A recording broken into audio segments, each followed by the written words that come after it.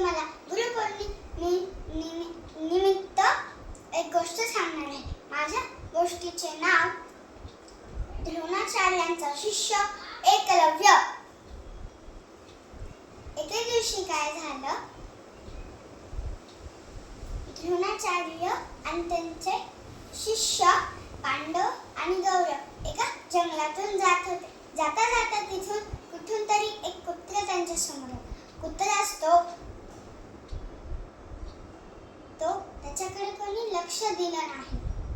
त्या सगळ्या मंडळींकडे बघून तो जोरात जोरात भुंकायला लागला. तितक्यात कुठून तरी सर बाण आले. त्या बाणांनी कुत्र्याचं तोंड झाकलं गेलं. गुरूंना वाटलं कुत्र्याला इजा झाली असेल, म्हणून ते त्याच्या पुढे जाऊन हळूहळू ते बाण काढायला लागले.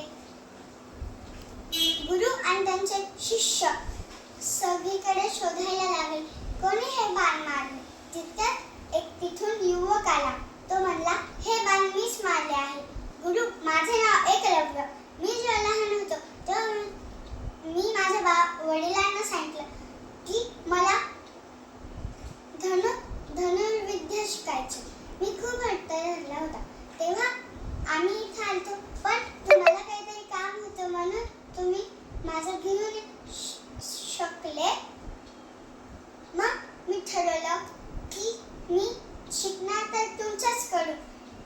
मग मी एका तुमची मातीची मूर्ती बनवली. ती एका झाडाखाली ठेवली आणि त्याच्या पुढं मी धनुर्विद्या शिकायला सुरुवात केली. काही चुकलं तर मी त्या मूर्तीलाच सांगत असे.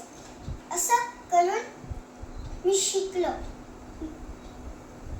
द्रोणाचार्य म्हणाले की आम्ही पण तुला कुठे बघितलं कुत्र्याच्या याला बाण मारायला.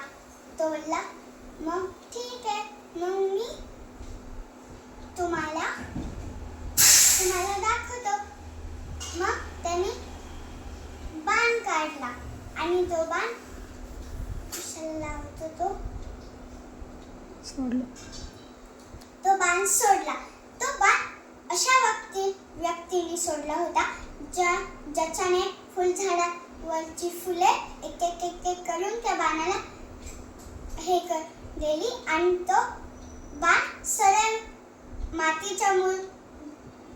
गुरूंच्या मातीच्या मूर्तीच्या पायाशी जाऊन पडला. गुरु बोलले. गुरूंना धन्य वाटलं. धन्यवाद.